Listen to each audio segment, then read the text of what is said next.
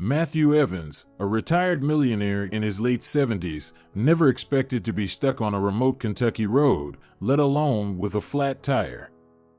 He was used to a life of convenience and immediate solutions, luxuries granted by his successful career in finance. Yet on that sweltering day, he found himself helpless, unable to fix the tire or get a roadside service signal. Just as his patience frayed, a young boy, no older than 13, approached. Dressed in a worn t-shirt and faded sneakers, the teenager asked politely if Matthew needed help. Intrigued, Matthew watched as this boy, named Elijah, efficiently replaced the tire with steady, practiced movements. When Matthew tried to give him money in gratitude, Elijah refused with a quiet but unwavering confidence.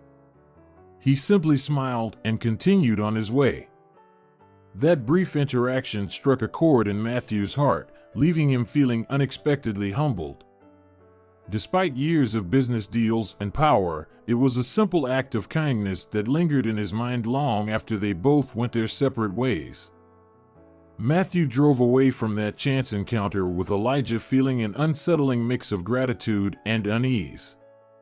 He was grateful for the boy's help, of course, but there was something deeper stirring within him. After so many years of living in comfort, his large estate, the convenience of a staff at his beck and call, the cocoon of wealth that often insulated him from everyday struggles, he had almost forgotten what real humility looked like. Throughout the drive home, his thoughts kept drifting back to the image of Elijah's worn sneakers and the steadiness in the boy's eyes. It seemed unthinkable to Matthew that someone would offer assistance so naturally, then decline any reward, acting as though simple kindness was its own best payment. Late that evening, alone in the dimly lit study of his sprawling home, Matthew found himself replaying every detail of their short exchange. The wheels of his mind turned over questions he couldn't easily answer. Why had the boy been so composed? Where did he learn such self-assurance? And why did his refusal of money feel like it held a lesson, a reminder of something Matthew had lost along the way? Surrounded by leather-bound books he rarely opened and antique decor that felt oddly impersonal, Matthew realized that beneath the veneer of his successful life, something was missing. The self-reliant spark he once had in youth seemed to have been replaced by a routine of luxury that demanded little from him. His sleep that night was fitful. Each time he closed his eyes, the memory of Elijah's slight smile flickered behind his eyelids. In the morning, he wandered through the silent corridors of his mansion, noticing the echo of his own footsteps on marble floors. For decades, he had prided himself on being in control, the architect of his fortune, yet the day before, he'd been rendered helpless by a simple flat tire. If it hadn't been for Elijah's generosity, how long would Matthew have waited in that unbearable heat?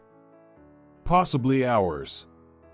The more he dwelled on it, the more he realized that he was unsettled not merely because he needed help, but because of how graciously and effortlessly it had been offered. At breakfast, he stared at his plate of impeccably prepared eggs and toast without appetite. The elaborate meal, made by a cook who arrived daily, felt suddenly excessive. He found himself yearning for a more genuine interaction, like the one he'd had on that dusty roadside. Throughout his day, the trivialities of his normal routine, reviewing investment portfolios, replying to polite social invitations, felt hollow. It was as if a crack had appeared in the glossy surface of his life, letting a bit of raw truth seep in. By the afternoon, Matthew concluded he couldn't let this feeling pass without doing something about it. Driven by an impulse he could barely explain, he decided to seek out the boy again. If for no other reason than to understand what made Elijah so different from countless others who would have taken the cash and never looked back.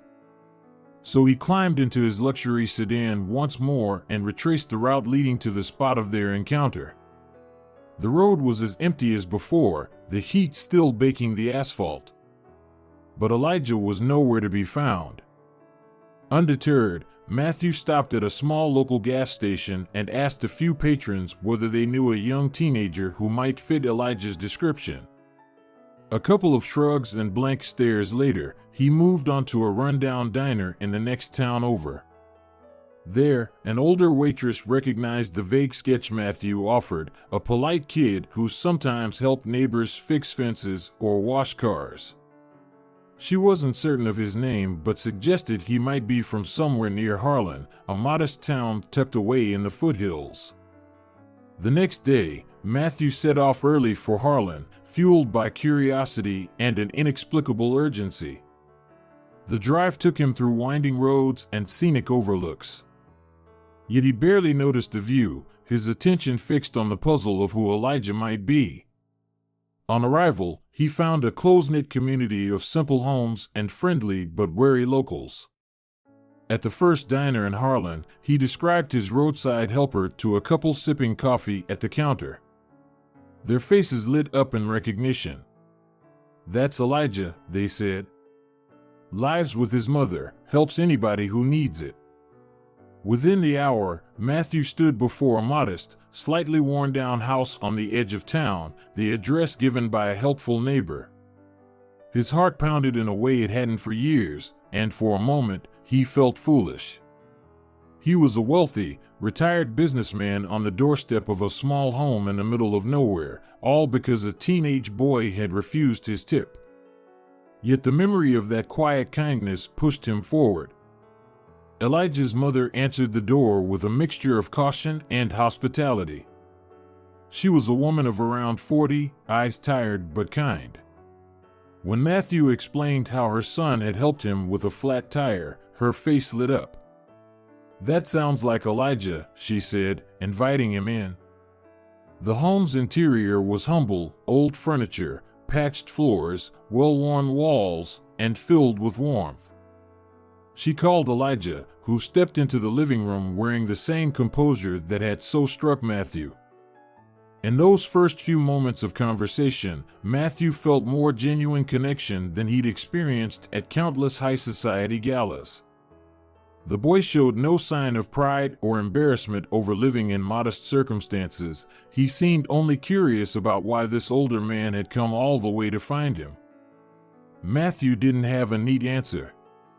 Maybe he was there to thank Elijah properly. Maybe he wanted to offer him something in return. Or maybe, deep down, he hoped to recapture a sense of humanity that had slipped away from his own life. Matthew woke up the next day with an unexpected restlessness, a feeling that he had something unfinished. After meeting the polite boy who refused payment for changing his tire, he couldn't shake the idea that he needed to see the boy again, to thank him more meaningfully, or simply to understand the kindness that seemed so effortless. Pacing his vast living room, Matthew decided he would head back to the same stretch of road, a place he rarely revisited since he usually traveled by highway or main routes. But something urged him, and he felt an unusual spark of motivation. He spent the morning traversing winding back roads near the spot where his tire went flat. The Kentucky landscape rolled by fields, scattered farmhouses, a fading red barn or two, but no sign of the teenager. The sun beat down mercilessly, and a mild impatience flickered in Matthew's chest. He stopped at a small gas station, hoping someone might know of a boy who often helped strangers. The attendant shrugged, offered a half-interested guess, and turned back to the day's newspaper. Not deterred, Matthew climbed back into his car, determined to widen his search. By midday, he pulled into a tiny diner perched off a county route. The flickering neon sign announced home cooking, and inside sat a few locals, a pair of older men sipping coffee in corner booths, an elderly waitress refilling cups without being asked. Matthew approached the counter hesitantly, describing a teenage boy with a ready smile who had helped him on the road. He felt slightly foolish, like he was chasing ghosts. However, the waitress paused, tapping her chin. "Could be Elijah," she said. "He's always helping someone. Don't know where he lives, though." Still, The name felt like a small but important clue. Encouraged, Matthew continued his impromptu quest, chatting with others who filtered into the diner. Some recognized the story, a young boy who'd jump in to fix fences, carry groceries, or help change tires, but no one knew the exact address.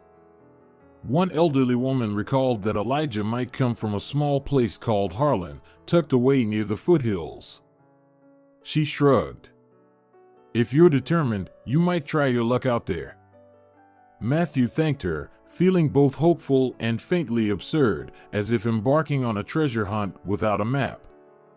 The drive to Harlan took him deeper into rural Kentucky, where the hills grew steeper and the roads narrower. While he normally might have been annoyed by the slow progress, this time each turn felt purposeful. The close-knit communities he passed, with their modest houses and hand-painted signs, hinted at a simpler life. It reminded him of his own childhood, far removed from the luxury and isolation he now knew. He realized that the boy's help had left him longing for the sense of community he once felt, back when neighbors shared tools and never hesitated to lend a hand. When Matthew finally reached Harlan, he found a quiet town center with a small grocery, a post office, and a couple of worn storefronts. Determined yet uncertain, he parked and approached a local hardware store. Inside, the owner listened to Matthew's account of the roadside encounter, nodding slowly. "Sounds like Elijah Harris," he suggested. "He's known for being helpful. Probably lives up that road near the old mill." The directions were vague, but it was more than Matthew had an hour earlier. Following the shopkeeper's guidance, Matthew navigated a winding stretch of gravel road lined with pines and oaks. Eventually, he spotted a rundown house perched on the edge of a clearing, a battered mailbox out front. Approaching on foot, he noticed chipped paint on the porch and a sagging fence. Everything about the property spoke of limited means, but careful upkeep. He tapped gently on the door, heart pounding with the strangest mix of anxiety and excitement. A woman in her early 40s answered. She eyed Matthew's well-tailored clothes and polished shoes with mild suspicion before softening at his polite introduction. Her expression shifted from wary to thoughtful as he mentioned the boy who had helped him fix a tire. "That'd be my Elijah," she said, opening the door wider. He stepped inside and felt at once both like an intruder and a welcome guest. The living room was simple but tidy, old furniture, some mismatched rugs, and photos on the walls. Moments later, the boy himself appeared, eyes widening slightly in recognition. Matthew felt an odd sense of relief, as though a puzzle piece finally clicked into place. Elijah offered a small, friendly smile that carried the same unassuming confidence he'd shown on the roadside. Standing in that small, warm home, Matthew realized that finding Elijah wasn't just about expressing gratitude for a quick favor. It was about acknowledging a deeper spark of humanity that he feared he'd lost somewhere along his road to wealth. In that moment, he began to see this meeting not as an endpoint, but as the first step in forging a connection that would change them both. Matthew left Harlan that day with a head full of plans he didn't quite know how to implement, but he felt certain he had to do something for Elijah's family. The encounter in their modest home had stayed with him. It was as if their warmth and openness highlighted just how detached he'd become in his own life. He'd offered Elijah money before, and the boy had politely refused, so that approach wouldn't work. Yet his instincts told him there must be a better way to repay the kindness that had so unexpectedly touched him. After years of controlling every aspect of his business dealings, Matthew found himself navigating a realm where generosity wasn't negotiated but freely given. He needed to match that spirit in a manner that Elijah would accept, something that honored the boy's integrity without making it feel like a cold transaction. The following week, Matthew delved headfirst into his plan. He contacted old acquaintances, contractors, architects, landscapers, people who owed him favors or respected his standing. He spoke of needing a quick but discreet renovation, refusing to give them many details, only that it involved a family of modest means who truly deserved a helping hand. A few phone calls later, trucks were loaded with lumber, roofing materials, and fresh paint. Workers fanned out under instructions to fix up a particular house in Harlan. In a flurry of organized chaos, these crews arrived on Elijah's street, stirring a quiet buzz of curiosity among neighbors. And while Elijah's mother initially stood on her porch, eyes wide with disbelief, Matthew stepped forward carefully to explain. He wasn't giving them charity, he insisted. He was merely returning a favor in the only way he knew how. She hesitated. This was far more than anything she would have asked for, but Elijah gently placed a hand on her arm, perhaps sensing that refusing outright would deny Matthew the chance to show gratitude in his own meaningful way. As work got underway, the front porch, once sagging from time and neglect, was replaced with sturdy new boards. Workers patched up the roof, replaced rusted gutters, and gave the exterior a fresh coat of paint. Inside, the kitchen received simple yet vital upgrades: new cabinetry, updated appliances, and safer wiring. At first, Elijah seemed overwhelmed by the crowd descending on his home. Yet his natural curiosity soon overcame any discomfort, and he began helping the crew measure wood or carry supplies, which drew laughter and guidance from the laborers who took him under their wing. By the second day, he was asking questions about building techniques and scribbling measurements on a notepad. His mother, meanwhile, approached the commotion with a mix of worry and awe, offering the workers glasses of cold lemonade as they toiled in the midday heat. She kept pulling Matthew aside, quietly thanking him, but also mentioning that all this fuss wasn't necessary. He'd only smile in return, saying, "You and Elijah have done more for me than you realize." The neighbors soon caught wind of what was happening. Word spread that the newcomer, the wealthy gentleman with the big silver car, was renovating the Harris home. Some were skeptical, wondering if there were strings attached. But as the days passed, it became clear that this project was born from pure goodwill. Matthew never demanded credit or tried to lord his wealth over anyone. He pitched in where he could, hauling debris to dumpsters and chatting with the neighborhood kids about their own ambitions. He found himself strangely energized by the sweat and dust, a far cry from the sterile boardrooms he used to dominate. For Elijah, each day brought a new spark of excitement. He'd pepper the carpenters with questions about angles and hardware, or help the landscapers decide which flowers might best revive the overgrown yard.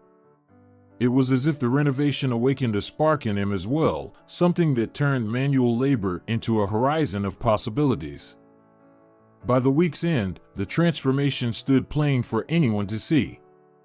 Where once the house had looked worn and tired, now it radiated fresh life, freshly painted walls, a roof secure against storms, a refurbished porch that called out for shared evenings and conversation.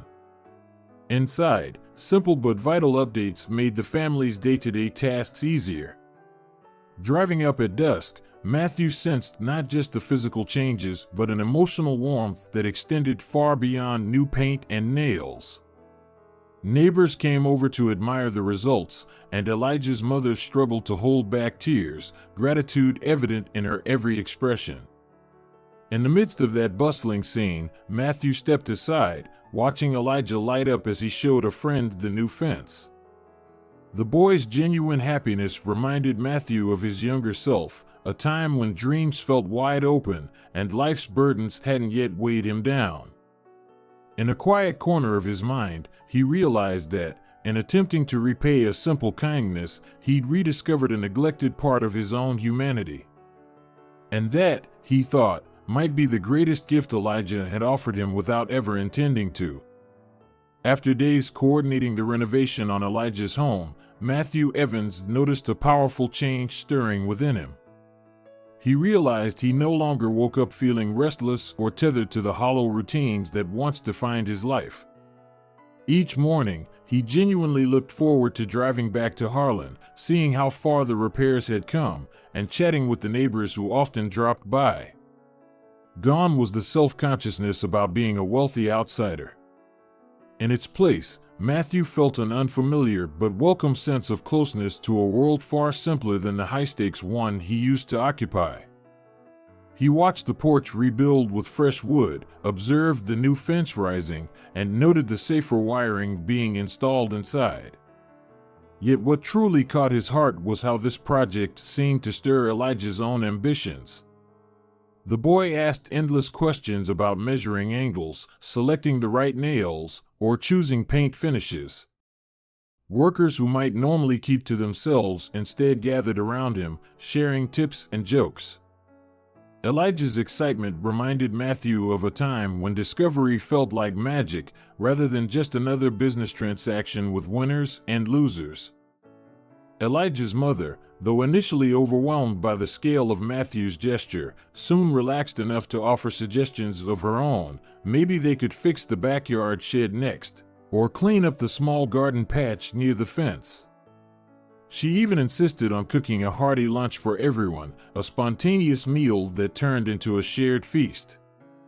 As the crew paused to eat, laughter replaced the usual lunch break silence, and neighbors popped by to taste the homemade cornbread or bring cold drinks. To Matthew, this communal energy was both foreign and enlightening, a sharp contrast to the corporate dinners or cocktail parties where polite small talk masked real distance. Each evening, when the day's work ended, Matthew drove home with a sense of purpose that had eluded him for years. In place of the old hush echoing through his mansion, he now carried a mental collage of genuine connections: Elijah's grin at a completed section of fence, the mother's tearful gratitude after seeing her patched-up kitchen, and the friendly banter of the construction crew. Maybe he still slept in a house with sprawling rooms and expensive art, but it no longer felt so empty. Giving back to Elijah's family had ignited a spark in him, one that transcended the sums of money he'd once believed could solve everything. In the hush of his grand estate, as he recalled the day's small victories, Matthew felt a renewed sense of purpose anchoring him. And for the first time in memory, that feeling of genuine fulfillment extended beyond himself and into the lives he now cared about. In the days and weeks following his encounter with Elijah and his family, Matthew Evans experienced a profound, continuous transformation.